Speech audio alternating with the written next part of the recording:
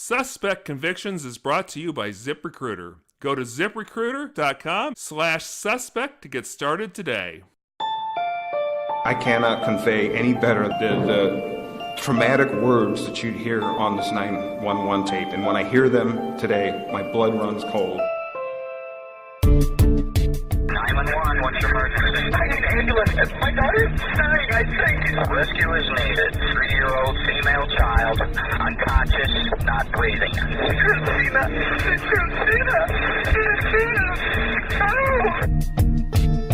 He is wasting away a life in a jail for a murder he didn't commit, and worse, for his own daughter with whom he loved.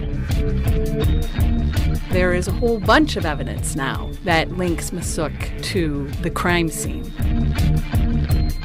There is absolutely no evidence of any forced entry, any breaking in, and according to the defendant, the only people in that house with permission were himself and Christina.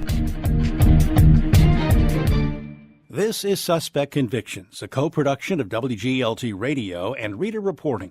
With investigative journalist Scott Reeder, I'm Willis Kern. Prosecutors believe that 3-year-old Christina McNeil was killed in her Bloomington, Illinois apartment 19 years ago after being sexually assaulted. Although Barton McNeil was never charged with sexually assaulting his daughter, the accusation held heavy during the 1999 bench trial, which resulted in a murder conviction and a 150-year prison sentence for Barton McNeil.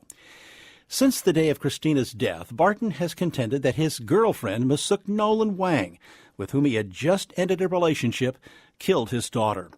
When an autopsy performed the day after the murder indicated the child had been sexually assaulted, McNeil blamed Masuk for that crime as well. I did not kill my only child, okay? I have never had an impure thought about her or about any other child ever in my life.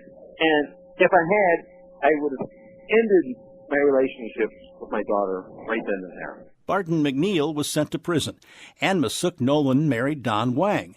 But 12 years after Barton McNeil was imprisoned, Don Wang filed for divorce from Masuk. She retaliated by luring his mother to Bloomington, Illinois, beating and strangling her to death, boxing her body in a plastic tub, and burying her 90 miles away. In 2012, Masuk Wang was convicted of this murder and sentenced to 50 years in prison, a term she's currently serving. We want to make absolutely sure that you understand the intensely graphic nature of what you're about to hear. Unfortunately, this child murder case also includes the very real possibility of sexual assault, and that will be discussed. Since that conviction in 2012, many have contended Masuk Wang is responsible for Christina McNeil's death as well. But prosecutors say since Christina was sexually assaulted, then it follows that it was a man who committed the crime. The pathologist found swelling around the child's rectum and pubic area, suggesting she had been penetrated with an object. No semen was recovered. But Barton McNeil's legal representatives contend sexual assault may never have taken place. Gwen Jordan is with the Springfield, Illinois-based Illinois Innocence Project. She tells Suspect Convictions Scott Reeder 21st century forensic science may hold important clues. There used to be, around the time that Christina was killed, a sense of thought that if the orifices on the body were enlarged, like the anus or the vagina, that meant that there was sexual abuse or sexual assault. And the prosecutor, although they never ever charged Bart with this, used that as a theory of motivation, why Bart committed this crime, because they said to the judge at the trial that he had sexually assaulted her and therefore was covering it up, even though they never charged him with this. And of course, there was no semen anywhere. And the pathologist even testified that there had been no penetration. But because there was redness and because the orifices were enlarged, the pathologist asserted that that was evidence of sexual assault.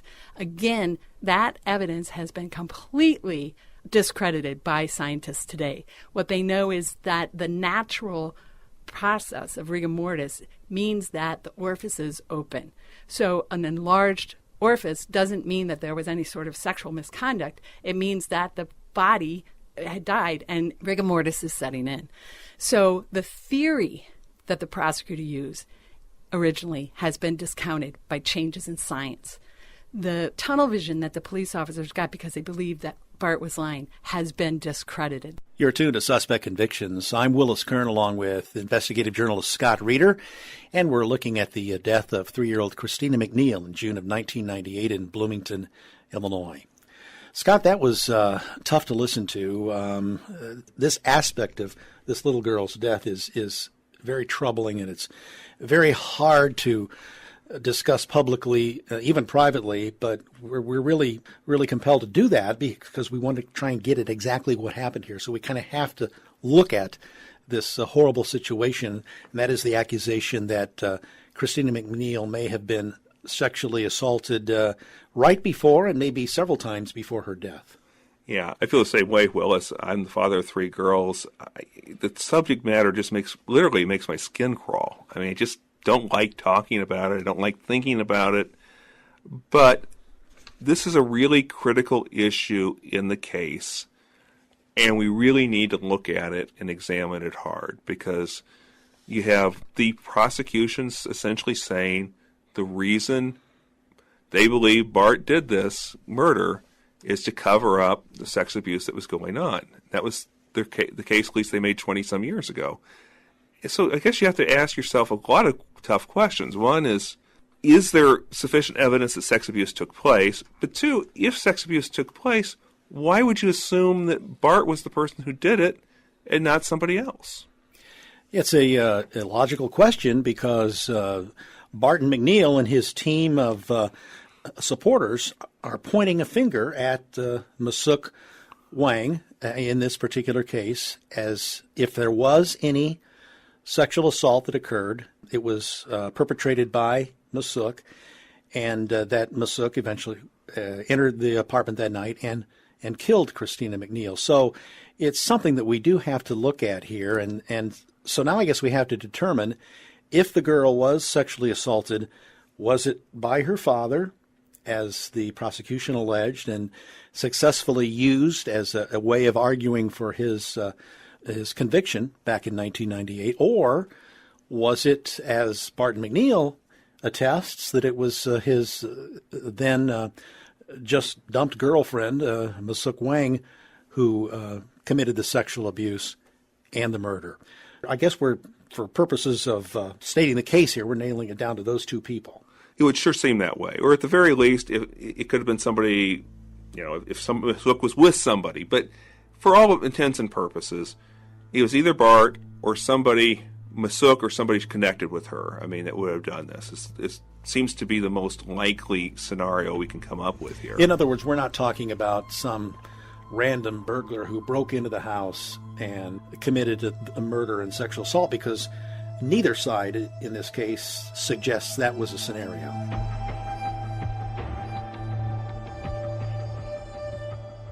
One of the questions that's worth asking now is, did sex abuse happen here? You have Gwen Jordan saying, their expert says he doesn't think sex abuse happened. Of course, the prosecution's saying exactly the opposite.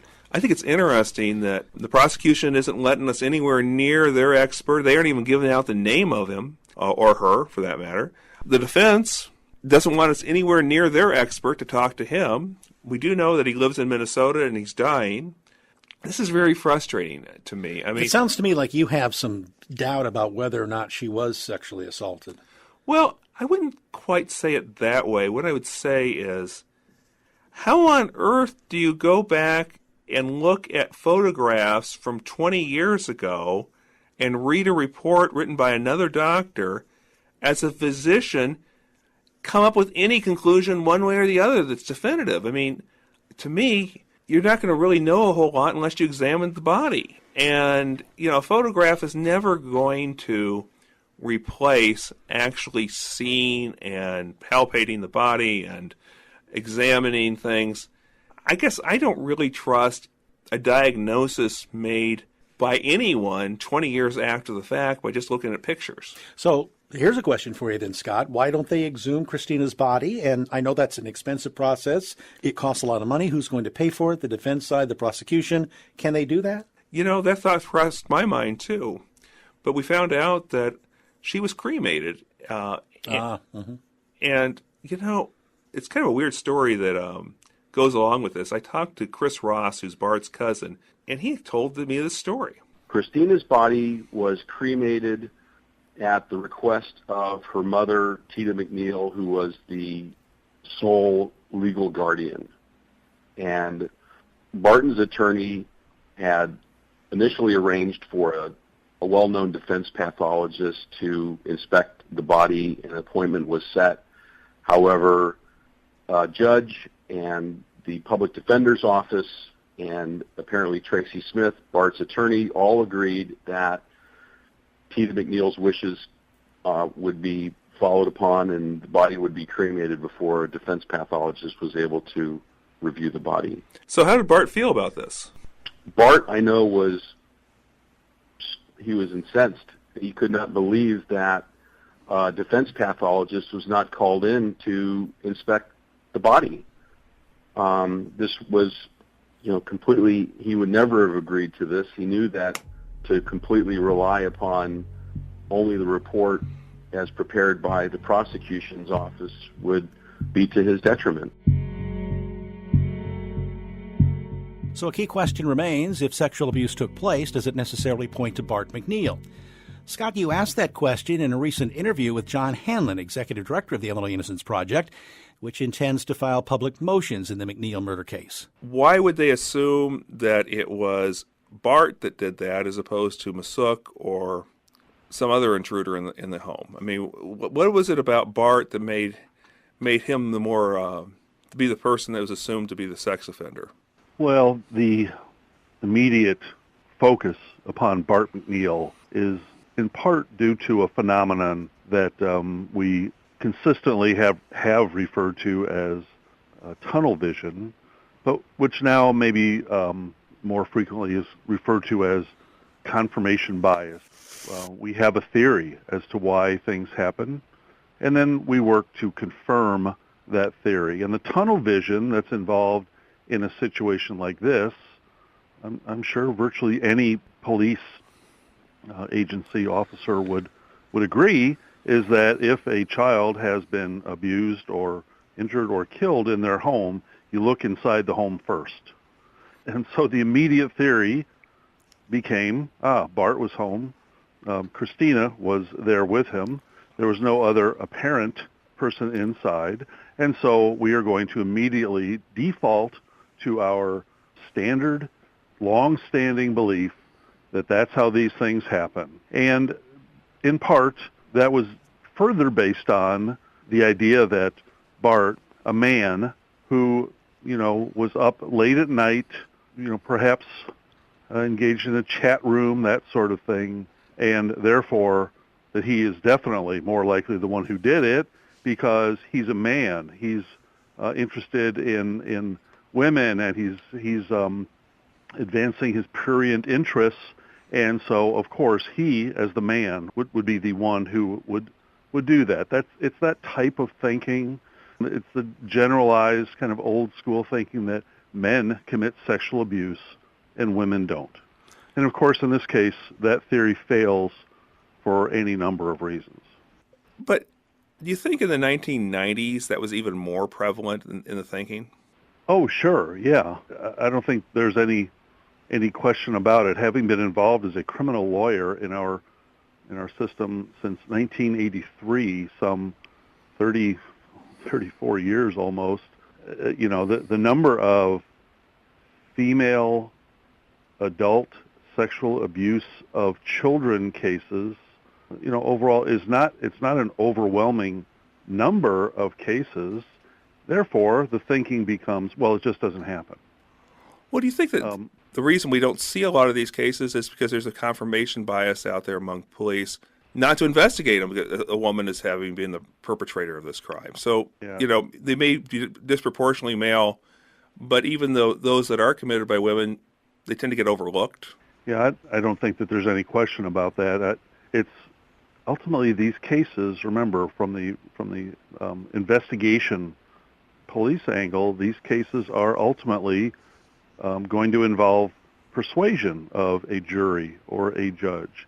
And the concept of accepting that a woman could do this, especially 20 years ago, and then persuading a jury that a small, petite female could engage in this kind of action against a child, it's pretty difficult, again, especially 20 years ago. What do we really know about Masuk's background when she was in Korea, when she was growing up? Well, we've heard a lot, a very serious talk and things to investigate and things that may or may not have happened.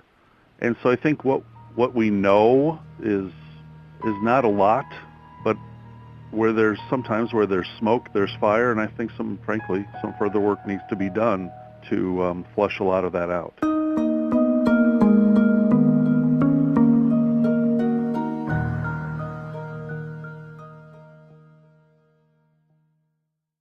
Folks, I've been hiring people for the last 20-some years. It's difficult. I have interviewed so many candidates that I liked, but then found out were really bad matches once they came to work for me. And I missed some really quality people who applied but just didn't have the right thing on the resume that they could have put on there. It's really difficult to hire the right person for the right job. That's why I like ZipRecruiter. With ZipRecruiter, you can post your job to over 100 of the web's leading job boards with just one click. And you can get over 100 postings out there on the internet. Then ZipRecruiter puts its smart matching technology to work, actively notifying qualified candidates about your job within minutes of posting so they receive the best possible matches. ZipRecruiter doesn't depend on the right candidates finding you, it finds them. No wonder 80% of employers who post on ZipRecruiter get a quality candidate through the site in just one day. And the easy-to-use ZipRecruiter dashboard lets you manage your hiring process from start to finish, all in one place. ZipRecruiter, the smartest way to hire. Find out today why ZipRecruiter has been used by growing businesses of all sizes and industries to find the most qualified job candidates with immediate results. And right now, my listeners can post jobs on ZipRecruiter for free. That's right, for free. Just go to ZipRecruiter.com/suspect. Again, that's ZipRecruiter.com/suspect.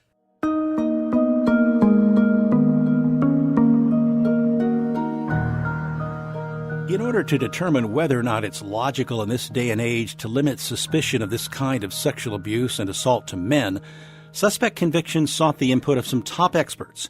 Franca Cortoni is a professor at the University of Montreal and an international expert on female sex offenders. She says a woman could have committed this crime. We have a little bit of research that compares the range of acts a woman does versus a man.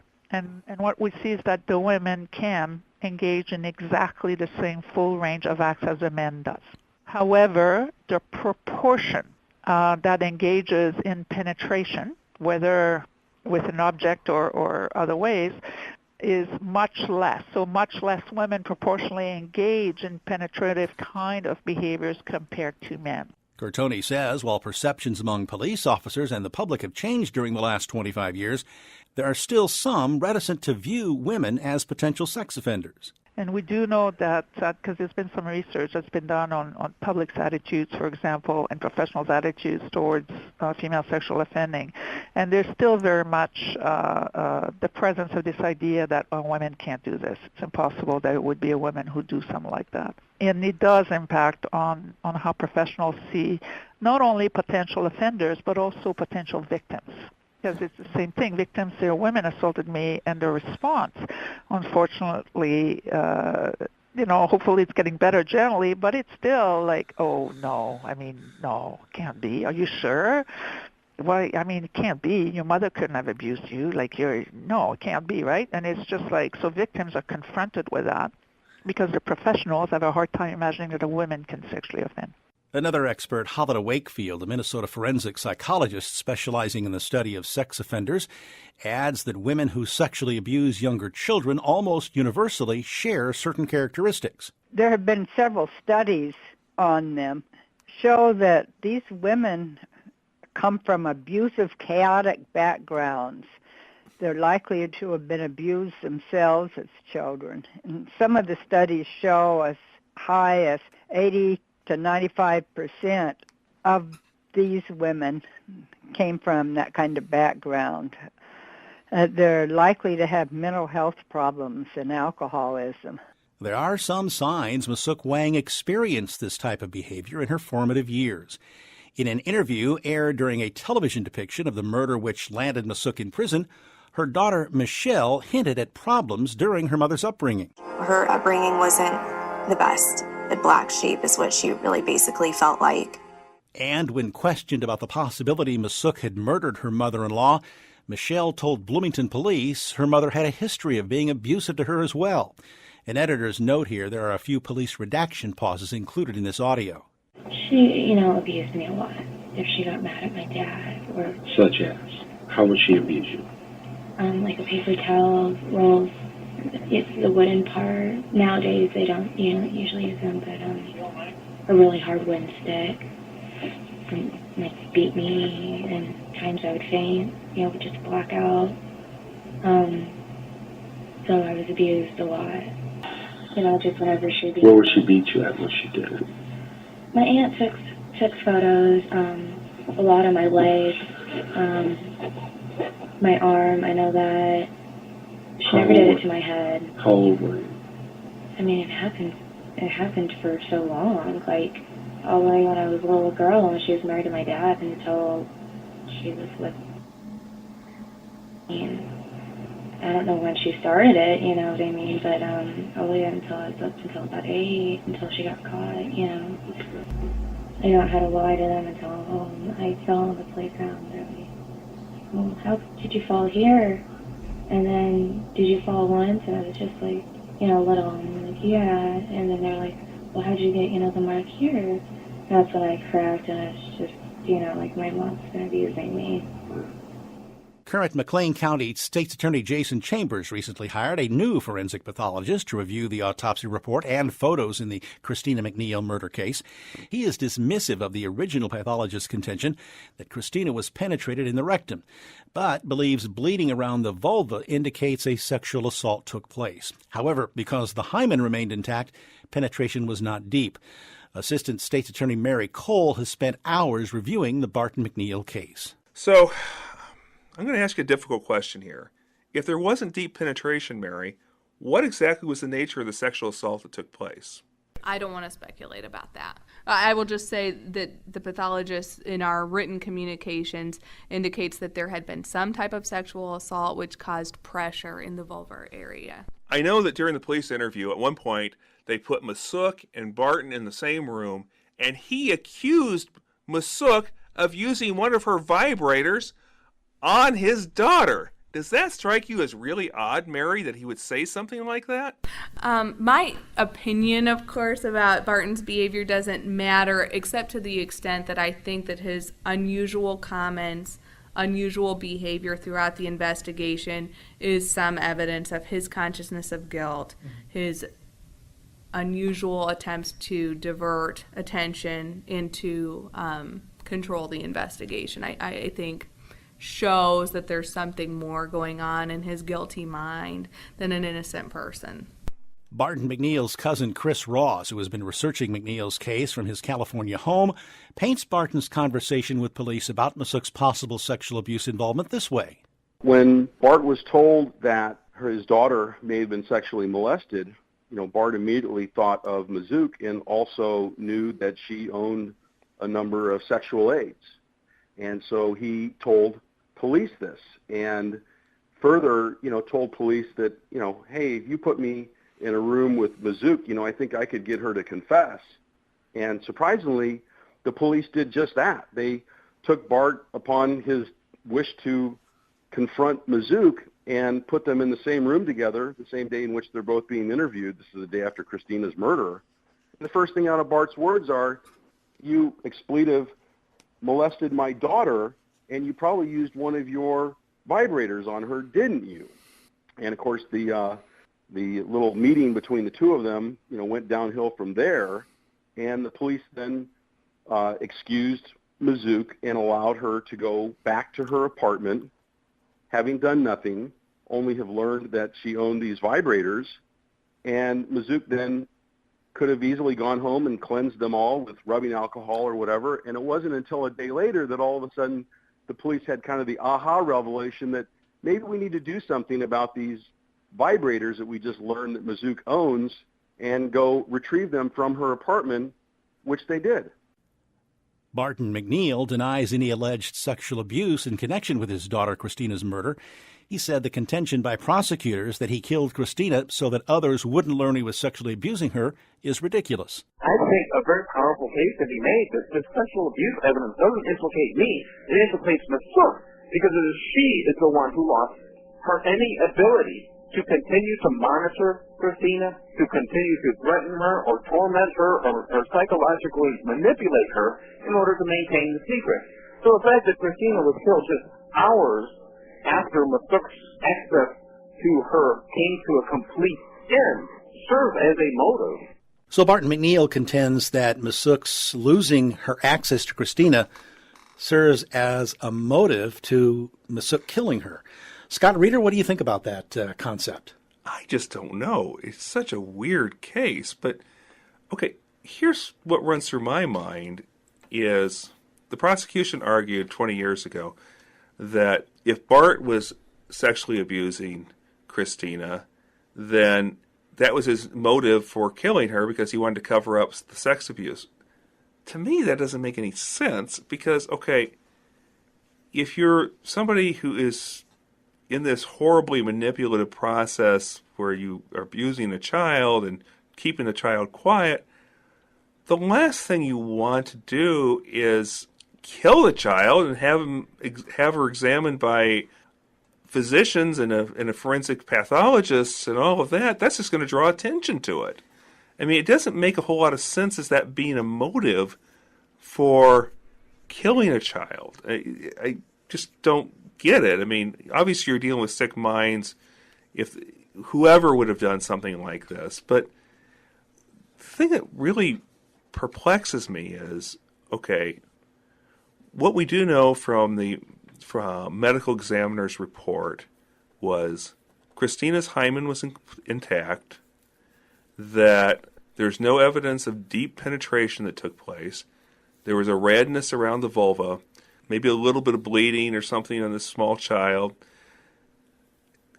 You know, what keeps going through my mind is, could that have been done with a vibrator? I mean, would that be an injuries consistent with it being topically put on the child?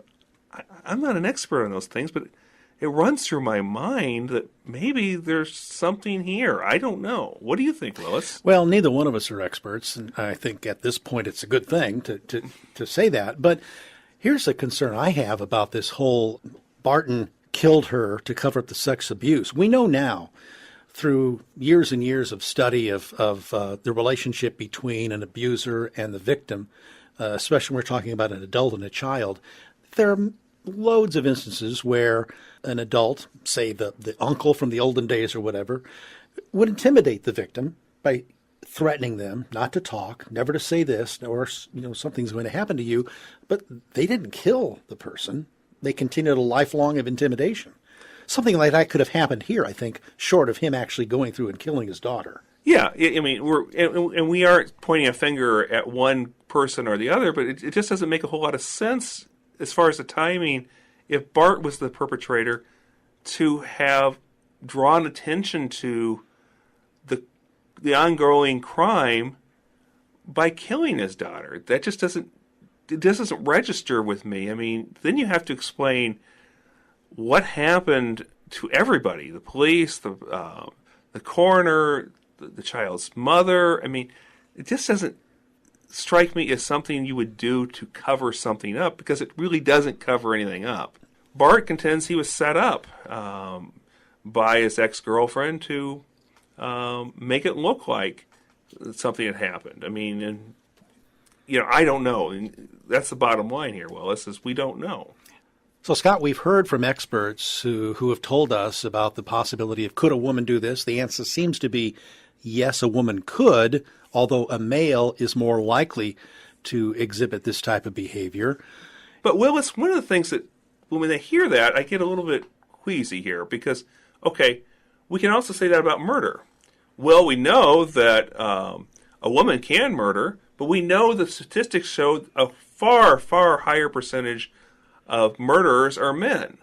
So, do you rule out all women as murderers because you know most murderers are men? Well, no, you don't do that. And we also know that Masuk is a convicted murderer. Exactly. We know she is a convicted murderer. I don't think there's any real significant question out there that she killed her mother-in-law in a horribly graphic way. So the question is, she is in that minority of murderers who are female.